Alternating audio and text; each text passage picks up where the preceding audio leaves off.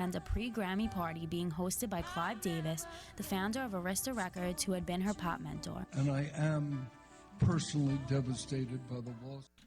Well, we are back here on Opposites Attract. John Stanko joins me here. Anthony Carlo, your host on this beautiful, what are we in? What is tonight, Monday night? Yes, today's a Monday night.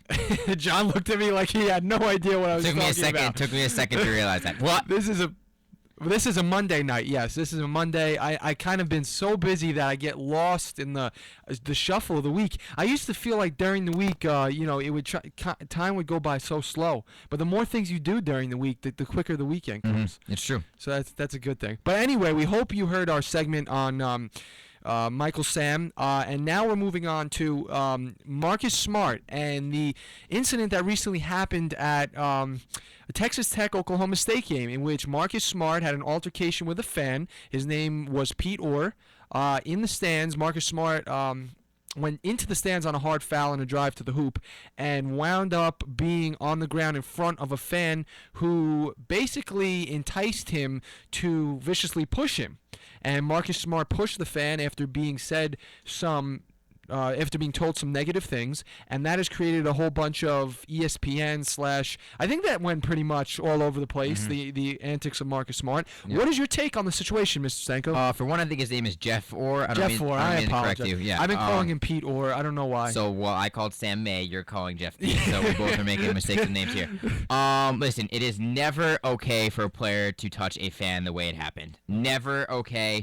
No matter what spotlight you are in, no matter how big of a player you are, it is never okay. Absolutely. With that being said, I understand that players get talked to by fans in sometimes incredibly rude fashions. Mm-hmm. And Sean Armont on Twitter, an Iona basketball player, admitted that. He's like, listen, I understand what he did wasn't right, but sometimes people have to understand what the players go through with the fans. And I have to understand that Marcus Smart must have been incredibly frustrated, and for him to snap up like that. Exactly. He was on the ground and immediately turned to Orr and was like, what did you say to me? Like, he gave him that face and then shoved him.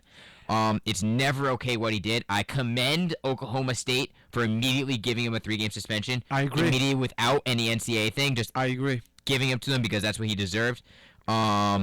It's not good for Smart. I mean, he would have been a huge NFL prospect. He was a huge NBA prospect, last year, but he decided to stay. Yes. And now his draft stock is falling. He's not having as good of a year, and this hurts him even more. And that's the frustration we're seeing, I think. I think that plays into his kicking of chairs and his. I don't know if you saw any of the previous games where he had some. Yeah. He had some burst outs. Athletes, especially on the collegiate level and in the professional level, especially when you go to big conferences like he plays in with so much attention, sometimes more than NBA teams get. You look at a huge burden, no matter how many times athletes are glorified and, wow, I want to live that life. I want this, I want that, I want all the money, I want, everything. You got to realize sometimes athletes are given a huge burden, and that burden, as you mentioned, is the fine line between responding to the abuse they get and with holding back. And that line, when that line is crossed, I call it a fine line because they have to have such determination, or I don't know, I can't find the word, but to hold back from punching a fan. Yeah. And I'm sure they go up to that line sometimes and are ready to pass it. But once you cross that line, you have done something that no athlete can do. Mm-hmm. Your responsibility as an athlete on a big stage, whether collegiate or professional, especially collegiate, trying to birth yourself into the scene and a professional team, you must have the ability to pull back and not do what Marcus Smart did. Because you know what? NBA teams may look at him and say, we don't need a player that is going to be not able to hold himself back. We know there are many fiery players in the NBA. We know many of hotheads, but can you agree with me on that, or do you feel that it's not going to play into the decision? I think it completely agrees with you. No, I think he was sincere in his apology. There were no note cards in his press conference yesterday. I think he was sorry for what he did. I think he realized what he was wrong. I think he was caught up in the moment, which, he's a college kid. He is the same age as us. Exactly. And, I mean, he's 19, I believe. We put so much pressure on these players because we watch them on a national stage and we don't know what they go through. But you got to remember, he is a young kid. But I think he knows what he did wrong. And listen, he's suspended for 3 games. And for Oklahoma State, they're not 3 easy games. They're going to Texas, who's now ranked in the country. Yes. Then they're at home against Oklahoma, and then they're away at Baylor. And Baylor's not a bad team. No. So I mean, it's 3 tough games. A team that's lost 4 in a row now Right. going to play 3 more without their best player, who was averaging nearly 18 points per game. I think he knows he hurts his team pretty bad. Which if you get a smart NBA scout who's looking at Marcus Smart, and I highly doubt it's going to play into things that much, but you may have him look at the fact that they're going to 3 big games, and he's suspended, and may wonder what happens one day if he's playing for an NBA team, and they're going into 3 big games, and he's suspended. Well, I mean, I don't think the scouts look that far ahead in terms of predicting when they're going to play three big games in a row and assuming that someone's going to get. What if? That was my point. Yeah, okay. What if? But like I said, I don't think that whole end of it is going to play that large into the fact of NBA teams may pass him up for that reason. I mean, it may happen. Mm-hmm. I'm not saying it's not going to happen, but I don't have a feeling that it's going to be a very abundant amount of teams who pass him up because of that, because the kid is very talented. I mean, he's going to be a high draft pick. I mean, he's a talented kid, and as you said, he did a very, very good thing by appearing sincere. Yes. As for Jeff Orr, he dealt with a fan that is known for these types of antics, is known for kind of giving gestures to players on the opposite team. First of all, he's a diehard fan. He drives 6 hours a day, or every home game he drives 6 hours to get to the home game. So he's there. I mean, it's maybe a little obsessive, the fact that he drives 6 hours to get to home games, but he's a very passionate fan. But as an adult, I think that I've heard fans say everything, but I don't really think that you can let yourself get to the point where you do what he does on a consistent basis, constantly giving gestures and hand signals and just terrible things you don't want to see your children doing. Yeah, no, I think blame does fall on Mr. Orr at some point in this. You have to acknowledge that he is an adult and he is antagonizing a college kid. Exactly. Now, I mean, the university is going into an investigation into the situation. I believe Smart said he said a racial slur. Was the N-word used? Yes, that's what I want to know. That's the controversy. According to everyone in the vicinity of Orr, he did not say the N-word. Right. He said he called him a piece of crap. Yes, a piece of crap. Expletive, yes. But I mean, now you got to think, if those are season tickets for Orr, those are going to be his friends around him. Obviously. So yes. I'm sure the university is going to take that into consideration. Yes. But with that being said, even if the racial slur was not said, you still don't yell at a 19-year-old calling him a curse word. Yes. I think that's incredibly immature of him. I don't think what he called him, claiming of him, what he claims to call him, is any that much less worse than the N-word. Exactly. And now I do appreciate him coming out and apologizing for what he said and saying that he did say something wrong. Right. I do think that takes some courage, and I respect him for that. Right. But at the same time, that doesn't take away from the fact that he antagonized a 19-year-old kid who is on the big who's on a national stage and knows that he's high strung. Right. And you know what you were doing. And as you mentioned, the way that Marcus Smart reacted was almost as if he was called something very hurtful to him. I've heard people all around give me different opinions about how it's very mainstream today to use that word.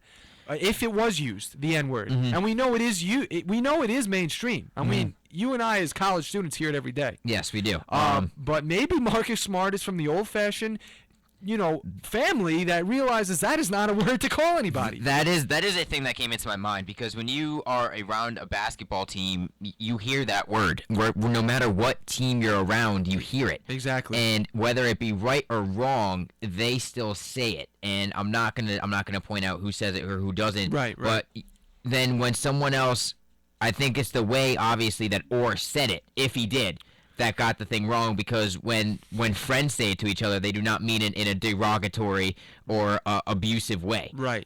There's obviously a context that goes with it. But with that being said, if you don't want the bad context surrounding that word ever, you got to stop saying it altogether. Right. Exactly. I think that has to be acknowledged here. No, I agree with you. I don't mean to judge Mr. Orr face value, but it just tells me, just from the way he if you watch that over and over, the way he said something to Marcus Smart, it almost looks like if it was a very antagonistic thing. You're right. Also, I want to point out his wife, or the blonde lady next to him. Oh, she was entertaining. Yeah, she was like, oh, look what he did, look what he did. I did nothing wrong. So I want to point that out, that the wife didn't really go defending the 19-year-old either. I mean, or 20-year-old. I'm not sure how old he is. I'm sorry. I believe he's 19. I believe he hasn't turned 20 yet. Exactly. So I mean, the wife was pointing out what Smart did wrong and not acknowledging the fact that her husband was just antagonizing a college kid. That should also go into consideration. Exactly. I'd like not to repeat anything. I'd like not to almost guess at what he said, but it just seems to me as he would in that moment, the way he reacted, the way that when Orr finished what he was saying, the way he looked at Smart and the way Smart looked back at him, it's hard to lip read, but I just feel like it was something very antagonistic. Again, we can't go back and forth. I feel that there's a lot of things that say one was wrong. They were both wrong in different ways, but it's just obviously it was the malice of the palace was brought up after Metta World Peace was interviewed about this. Yeah, and he had some things to say. Well, luckily it didn't get that bad. Well, no, I mean I had to rewatch that. I don't know. Obviously you've seen it a lot, but yes. I had to rewatch it, and I was reminded because I was young when I saw this. I don't know if I was 13 and I had to be reminded of the way that things can really get taken out of hand. Yeah. I mean, that was a disgusting, disgraceful, horrible just event that happened that night with, not only players punching fans in the faces and fans, hitting players from the back and, popcorn and beer and chairs being thrown at players as they were exiting the arena. But it was like a riot broke out in the stands. I mean, it was terrible. It was one of the riots. It was a disgrace, and that was probably one of the biggest things Stern had to deal with as commissioner, was dealing after that moment. What do you do when your entire association was just embarrassed by that whole event? Little kids in tears. Some of them, this may have been their first NBA game. Would you ever, as a little kid, crying and frightened, want to go back to another NBA game? I don't know. But all I can say is that's why it's imperative that this is nipped in the bud here, and that what Oklahoma State did with the 3-game suspension has been done, and his apology has been carried through, because the NBA and the collegiate level are very connected, and you don't want to see that trouble carrying over once again. You don't want that to carry over, and I think that's why it was imperative it was nipped in the bud. Yeah, I completely agree, and I think I want to, before we finish off this conversation, I want to read the remark from the Big 12 commissioner. He said, Mr. Smart's actions were a clear violation of the Big 12's conference sportsmanship and ethical conduct policy. Such behavior has no place in athletics and will not be tolerated. I appreciate the efforts of Oklahoma State University Athletics Director Michael Holder in addressing this matter and believe this is an appropriate response to an inappropriate action. So again, the Big 12 Conference acknowledging what Oklahoma State did is the correct thing. I believe Jeff Orr is no longer attending Texas Tech games this year. I believe he said he's not going to attend anymore, which I also think, I don't know if the University of Texas Tech told him politely to not come back anymore, and then Orr delivered the message himself, or if he voluntarily did it. But regardless, I think that's the right move. Right move, and absolutely. You want to know what is absolutely crazy? Is that game that Smart comes back, they are playing Texas Tech at home. Oh my gosh! So it just how coincidental is that? Yeah. So I mean, the 3 games, I guess the way the schedule works out, I think 3 games is okay. I think 3 games is the proper amount. You think any fan retaliation? Possibly? I really hope not. I hope not. But there's a lot of crazy kids involved in these games. Yes. I'm sure that Oklahoma State before the game will address the audience and be like, reminder, don't do anything dumb or you'll be kicked out. Yeah, exactly. They'll say that more than a few times, right. I am sure.